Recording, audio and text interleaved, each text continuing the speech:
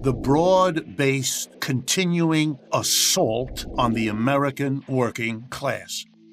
The last 5 years have been extraordinary in their assault. Indeed, the last 30 years, the assault on the working class is absolutely remarkable. Here's how one can articulate it briefly. By the end of the 1970s, the long historical rise of real wages in the United States came to an end. By real wages, of course, I mean the relationship between the money wage an average worker gets and the prices that worker has to pay when he or she or they purchase the goods and services they need. In that situation, it's important to recognize for about 150 years before the 1970s, real wages rose every decade in American history. Even during the Great Depression, because even though wages fell then, money wages, prices fell even faster, allowing people to at least buy things if they had any money. Of course, the unemployed don't count in that relationship, and they were the source of the suffering. Unemployment, you will recall, in 1933 was 25% of the American working class. So since the 1970s, wages did not rise faster than prices, as they had before. And so real wages didn't go anywhere.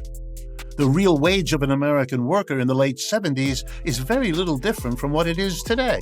The average growth of what you could afford to buy with your average wage was next to nothing for the last 40 years. Americans were shaken by that because they had become of the opinion, carefully cultivated by the media and the forces that run this society, they had been told that they lived in an exceptional country whose direction economically was always up and onward, that there was this lovely American dream at the end of the rainbow that they would acquire if only they studied hard and worked hard. They would then be able just to keep on accumulating.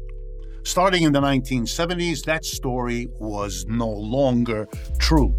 Now, in an honest society, there would have been an honest debate. Leaders would have said, hey, we can't raise your real wages anymore. What are we going to do?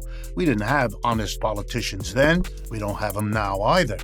So there was no discussion. Everybody had to figure this out on their own, and most didn't. What most families did is try to figure out how to cope with the fact that they still wanted that American dream, they still wanted to give it to their children, but the rising ability to do so from your job was gone. And you know what American workers did?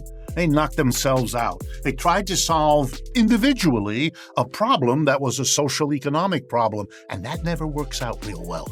You got to face it. A social problem needs a social solution. A personal problem needs a private solution. What did Americans do? They worked more hours, took on more jobs.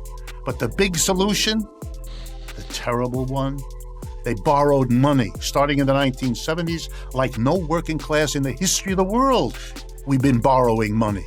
We've been living on borrowed money, and that means borrowed time. You can't keep borrowing more if the underlying real wage isn't going anywhere because you're not developing the capacity to pay these loans back. And the American working class knew it, and it got more and more anxious about the level of debt. Mortgage debt for your home, car payments for your car, credit card debt you build up, and the final one, the new one, 25 years old now, load up the family with debt to send the children to college. That's the basic squeeze on the working class. But then in the last 5 years, it got much worse. The economy crashed in the year 2008 and 9 because of what? Subprime mortgage. That's a fancy way of saying people couldn't carry their debts. The solution to the end of the working class's rising wages, because American capitalism was unwilling and unprepared to continue to pay. That's why they went overseas to China and India and Brazil, those employers, because they could get work done for less. And that way they screwed the American working class out of further gains by shifting to working classes in other countries. That's why they worked so hard to replace workers with computers and robots and artificial intelligence. That's why why they brought in immigrants from poor countries willing to work for less. All of that, the charming ways capitalism has to maximize the profits at the expense of whoever. The last 5 years, it got worse. We had another crash, the 2020 crash, one that started before the pandemic hit here. And then we had the pandemic. And as if that wasn't enough, and let me remind you, in 2020, 2021, half of all American workers experienced some period of unemployment because of the crash, because of the pandemic, because of both. Some a few weeks, some months. A real blow. Uses up your savings, stresses the family out. Unbelievable treatment of your working class. And as if that wasn't enough, before the pandemic is even gone, we whack the American working class with an inflation. And for those of you who don't know, an inflation particularly bad for food, one of the most basic expenditures all working class families have. And those who were able to raise their wages, across the board, the average level of wages going up much less than the prices going up, which mean that you continued to whack the working class with a harder and harder set of circumstances. And then the Federal Reserve raises interest rates, another burden, particularly difficult for the families most indebted, which are who? The working class families since the last 40 years, accumulating debt, which they now have to pay higher interest on. Here's a point. You cannot do that to a working class without severe psychological, political consequences. You can try to hide it. You can try to blame it on, I don't know, the Chinese or waves of immigrants or whatever scapegoat you can look for. But you can't evade terrible consequences. And the rising shootings in this country every day, the racism and the white supremacy reviving as a desperate effort to cope with what's going on, the development each week of a new conspiracy theory to come up with some wild explanation because people are wild with worry. They know the system is in trouble. They feel that it's falling apart.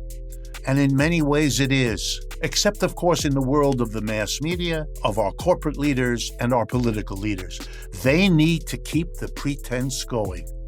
Oh, the economy is recovering. Really?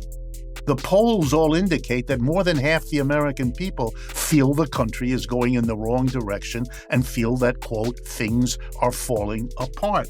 And in all of this horrible experience of the working class, nothing should be surprising about this fact. Those who are criticizing capitalism are getting an audience the likes of which they have not seen for nearly a century. Should surprise no one. Capitalism has not solved its problems. It's bringing them back to us big time. This is a new century. We've had 3 crashes. Dot-com crash in 2000, subprime mortgage in 2008, COVID 2020. Every 4 to 7 years in the 20th century, right on schedule in the 21st. All the apparatuses of capitalism cannot stop its instability. And the enormous cost it takes out of the working class, because those at the top spend their efforts making sure that the instability of capitalism doesn't impact them. It impacts the workers thrown out of work. It impacts the mass of working class people who face the inflation in the supermarket every day. The system is organized to put the burdens of itself onto the mass of people and to keep those at the top rich and comfortable. But here's the big challenge. There is in the United States a coming together of the critics of capitalism who've always been there and the victims of capitalism. They were kept apart in a variety of ways for many decades. That is over. They are coming together again, and that is a powerful threat to capitalism. I dare say it is the fundamental challenge that system is going to have to face, and it's not going to have an easy time coping with it.